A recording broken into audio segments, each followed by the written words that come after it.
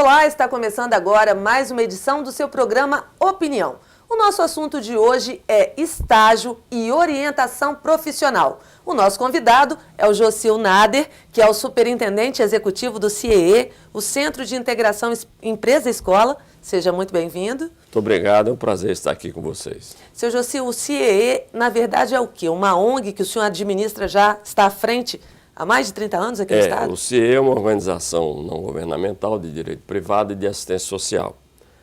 Foi criado há 45 anos em São Paulo, onde já naquela época se percebia a necessidade do jovem para ingressar no mercado de trabalho e adquirir experiência.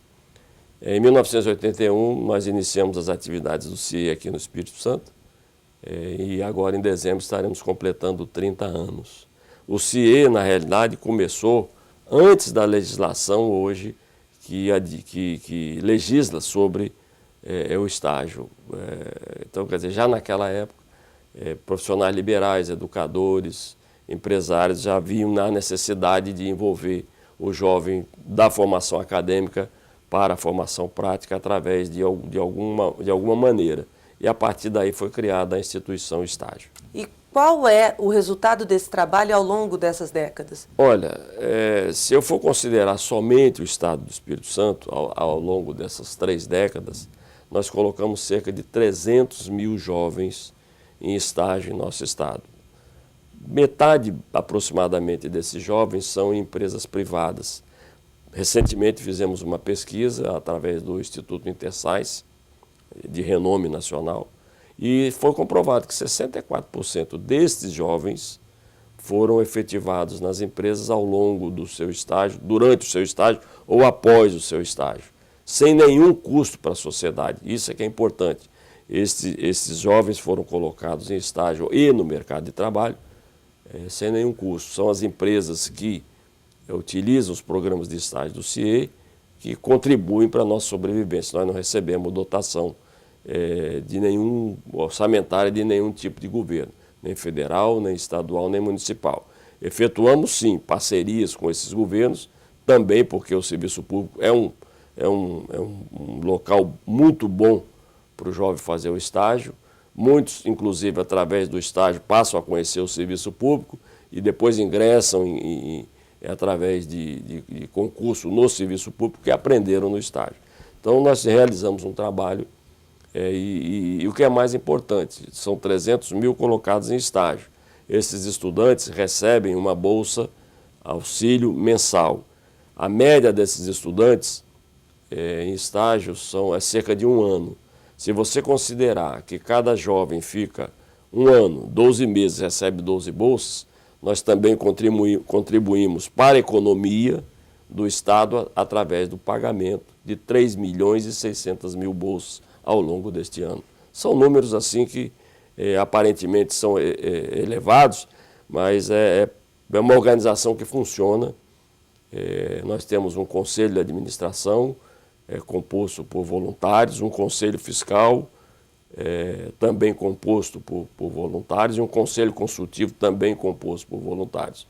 Existem os executivos, evidente, porque a organização tem que ser tocada, e através dos recursos que nós recebemos das empresas via os nossos programas que nós nos mantemos.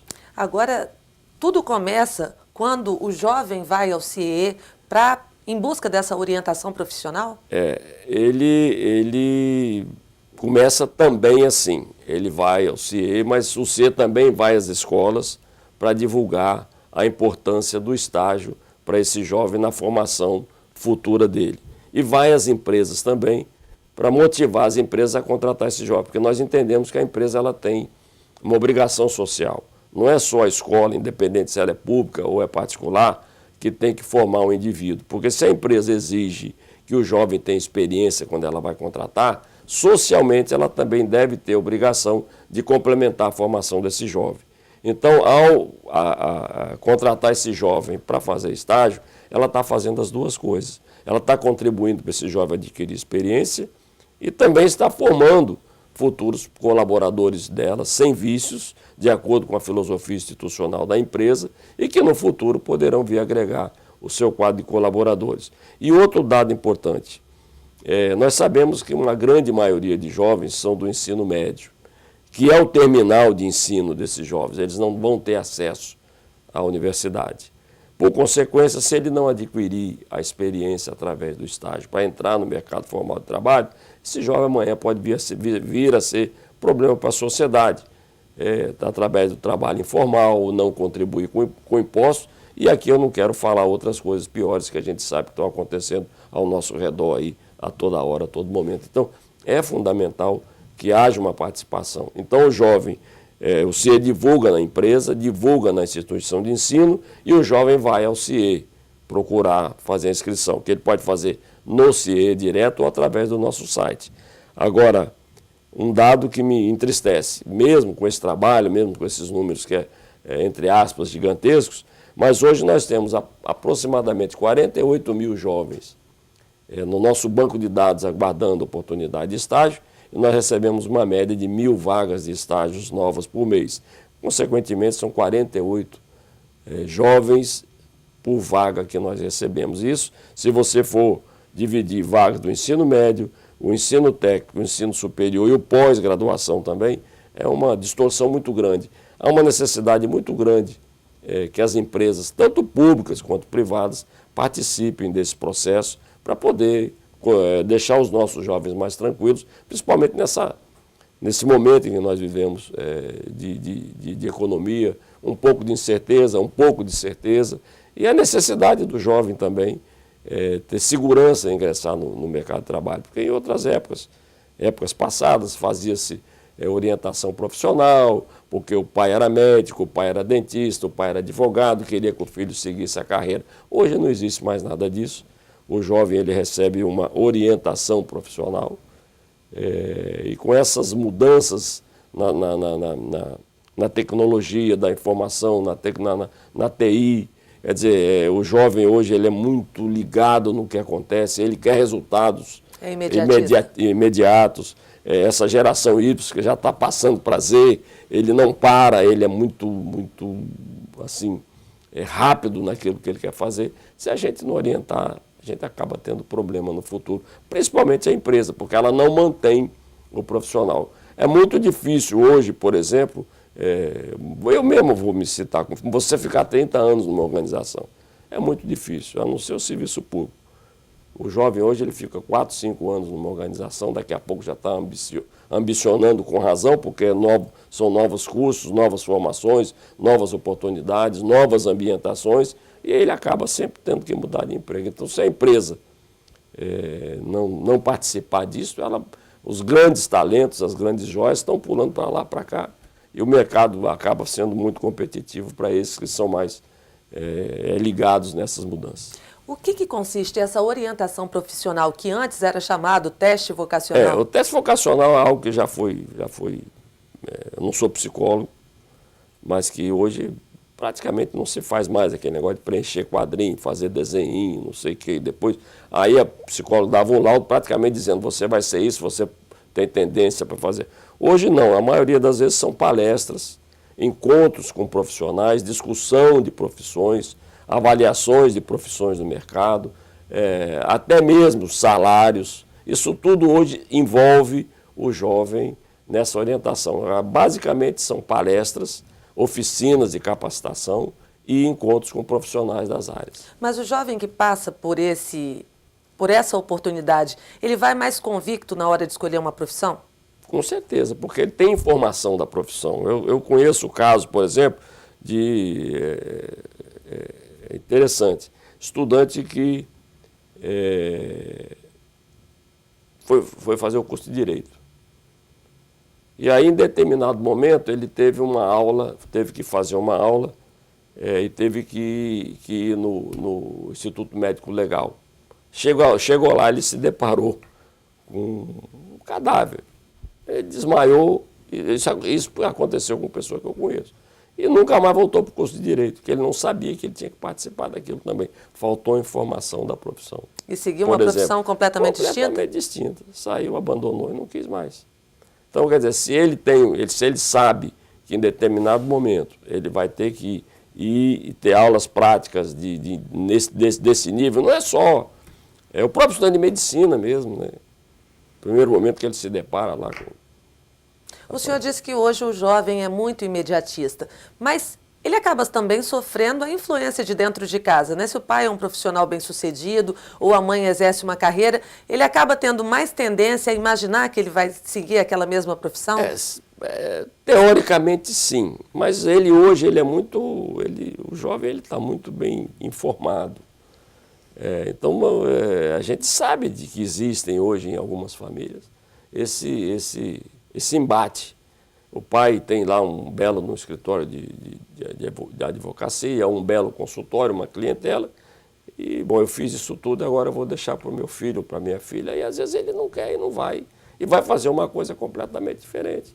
Eu tenho um grande amigo, que mora em São Paulo, que tem um imenso escritório de direito, inclusive com uma filial em Portugal. O filho fez direito, com um ano trabalhando com o pai, virou para o pai: papai, eu não quero mais ser advogado. Sabe o que ele é hoje? Tem um grande consultório, não sei, de acupuntura. Se identificou mais com outra profissão. Quer dizer, não fez, foi pela influência do pai e não participou desse processo de conhecimento da profissão. Quando o jovem não está muito preparado, ele acaba se decepcionando e vai procurar uma outra alternativa? Vai procurar outra alternativa, com certeza. Na verdade, acaba perdendo um tempo maior. Acaba perdendo um tempo na vida profissional deles, uma frustração pessoal, e se ele está no ensino público, acaba tomando uma vaga de quem poderia estar lá com a vocação para fazer aquele curso e ter aquela profissão. E essa orientação profissional, ela tem algum custo? Não, para o estudante não. Ele participando dessas palestras, dessas oficinas que nós fazemos junto com as escolas, não. Nada no CIE é pago. O estudante, a instituição de ensino, tudo que nós fazemos para eles é gratuito. Quem mantém o CIE são as empresas e órgãos públicos parceiras nos programas, no programa de estágio e no programa de adolescente e aprendiz. Existe muita procura, então, né? Por parte desses jovens. Por parte desse jovem. Ele é muito carente, né? E as oportunidades não são muito grandes. Se ele não tiver a oportunidade de adquirir a experiência, vai ser muito difícil ele ingressar no mercado de trabalho. Mas, na verdade, a oportunidade é tanto para o adolescente com uma renda inferior, quanto aqueles de boa renda. No programa nós estamos falando... Não, na questão da procura, a importância dessa orientação. Não há nenhuma distinção, não, absolutamente nenhuma. Independente da situação financeira da família, da classe social, todos buscam, todos procuram, porque tem necessidade. A não ser aquele que o pai já tem uma empresa, ele está seguindo o caminho do pai, mas mesmo assim, em alguns cursos, como o estágio é obrigatório, ele também tem que procurar a oportunidade, que pode ser no CIE ou através da própria escola, principalmente quando o estágio é obrigatório. Senhor José, a gente vai fazer um pequeno intervalo, mas o programa Opinião volta em instantes, não saia daí.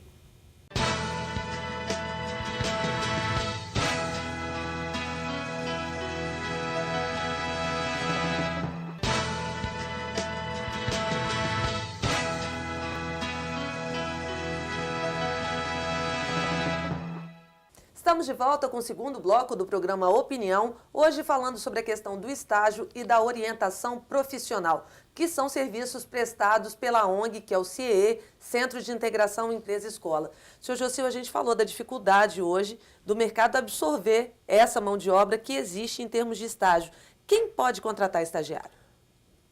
Empresas privadas, órgãos públicos e profissionais liberais. Profissionais liberais desde que tenham registro no seu conselho profissional. Isso é uma inovação da lei. Antes, a pessoa física não poderia contratar estagiário. Hoje, com a nova legislação, isso também foi aberto. Então, advogados, arquitetos, administradores de empresa com registro nos seus respectivos conselhos podem contratar também jovens. E as empresas e os órgãos públicos. As empresas privadas e os órgãos públicos também. E quem mais absorve essa mão de obra aqui no Estado?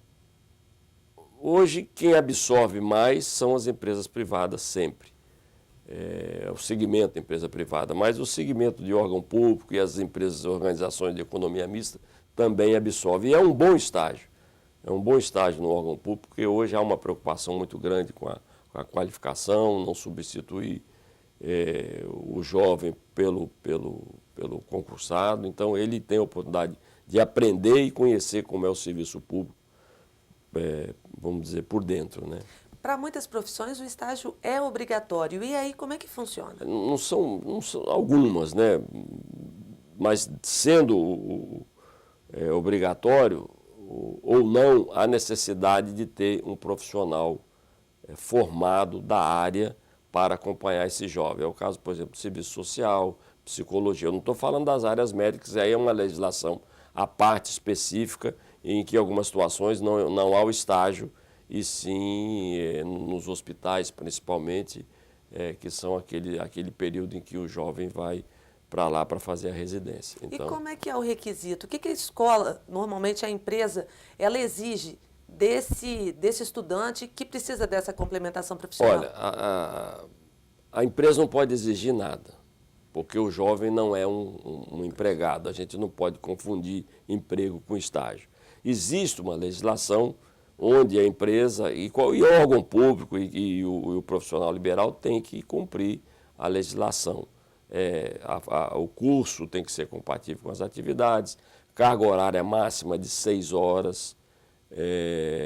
Hoje o jovem ele tem que receber uma bolsa auxílio, ele tem que receber um vale transporte e ele tem um mês de recesso durante o estágio dele, ao longo dos 12 meses. Que seria considerado férias? A gente não fala férias para não confundir, mas o recesso, e é um recesso remunerado. Então, a empresa é obrigada a cumprir isto. Agora, evidentemente que ela pode solicitar e pode, nas entrevistas, verificar a aptidão desse jovem.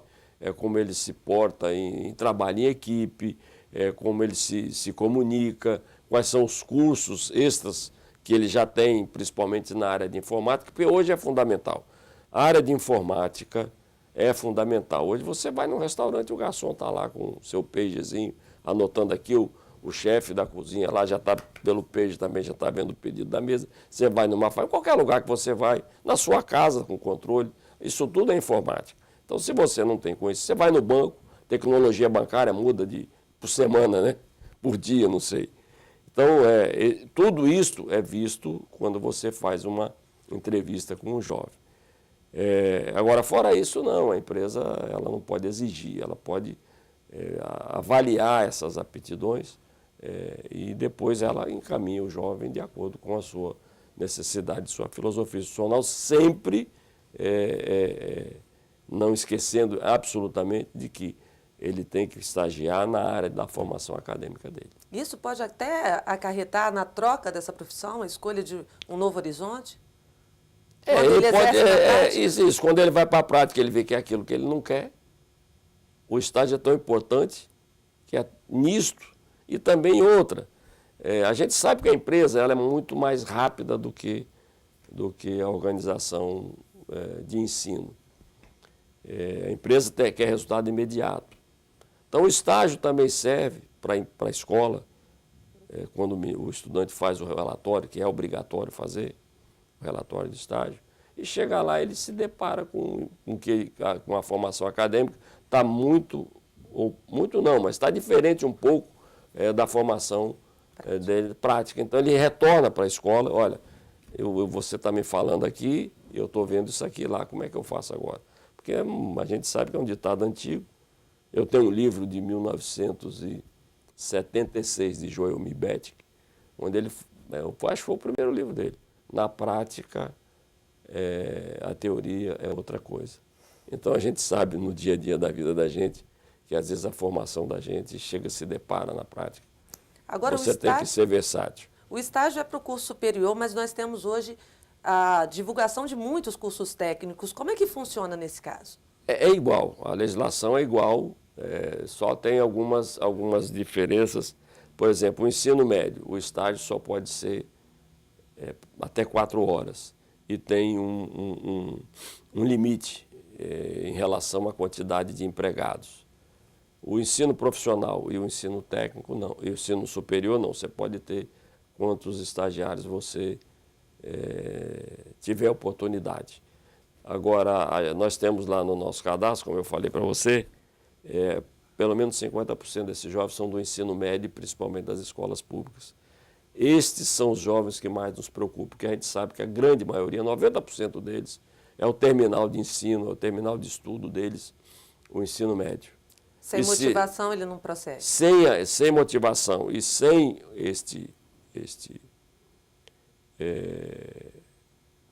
inserção no mercado de trabalho através do estágio, para ele adquirir a experiência, ele vai parar ali. Aí o que ele vai fazer na vida? Vai para o, como eu já falei antes, vai para a informalidade, fazer coisas que a gente está vivenciando aí. Então, isso nos preocupa muito. O estágio é permitido a partir de que idade? 16 anos. Mas aí o estudante, no caso, ele já tem que estar cursando profissionalmente o que ele pretende seguir como carreira? Não, o estágio, a legislação permite que o ensino médio faça estágio e os ensinos técnico-profissionais e os ensinos de superior. Só que hoje, e isso já devia ter acontecido há mais tempo, o ensino médio a gente sabe que hoje português é uma matéria profissionalizante, matemática é uma matéria profissionalizante, porque se você vai estagiar ou vai trabalhar, você não vai precisar saber ler e escrever. Se você for trabalhar numa loja, você não vai precisar fazer cálculo. Então, lá no ensino médio já se trabalha isso, já se trata disso. Então, o legislador foi muito feliz quando inseriu na legislação do estágio que o ensino médio é fundamental para que o jovem também faça estágio. E qual a diferença para o programa de adolescente aprendiz? É uma legislação completamente diferente. O adolescente aprendiz pode ser, ele é dos 14 aos 18 anos aqui no nosso estado, porque para a empresa ingressar nesse programa, ela tem que ter a aprovação do Conselho Municipal dos Direitos da Criança e do Adolescente. E o Conselho daqui entende que é adolescente até 18 anos. Então, nós só trabalhamos com jovens até 18 anos, mas a legislação vai até os 24. Em alguns estados faz-se isso.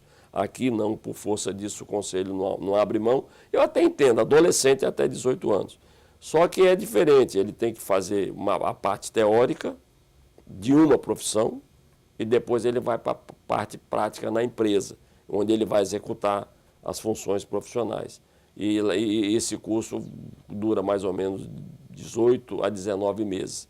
Ele recebe um salário, ele tem algumas garantias trabalhistas, fundo de garantia, férias, 13º, e ele fica na parte teórica 5 meses e depois ele vai para a parte prática. Pode-se fazer isso concomitante, faz a parte teórica e depois no dia seguinte ele vai para a parte prática, ou faz uma semana de teórico, uma semana de prática, ou, na maioria das vezes, ele faz a parte teórica e depois vai para a parte prática. E ele é admitido pela empresa como empregado. É evidente que é uma legislação um pouco diferenciada, mas lá na hora da parte prática ele vai executar de fato, independente do que ele está cursando, a atividade e o curso que ele fez na parte teórica, por exemplo, técnico de serviço bancário, técnico de serviço administrativo, técnico de serviço em supermercados. A duração do estágio, o senhor disse que é de 1 ano, mas ele pode ser prorrogado? Não, o estágio ele pode ser até 2 anos, mas na média tem sido de 1 ano. E a questão do adolescente aprendiz, esse São prazo 18 meses, aí não tem como. E aí o ingresso, tanto para o estágio quanto para esse processo, é o mesmo? O cadastro nas escolas ou no próprio CIE? No adolescente aprendiz existem algumas características. Tem que ter o registro, o cadastro dele também na Secretaria de Ação Social do município. Nós do CIE nos preocupamos, nosso programa é voltado para jovens de classe média, cujo salário, cuja renda mensal da família são no máximo, estou falando da família, de 2 salários mínimos. Então nós voltamos às nossas atividades mais para aquele jovem carente mesmo. Agora o estágio não, o estágio é independente da...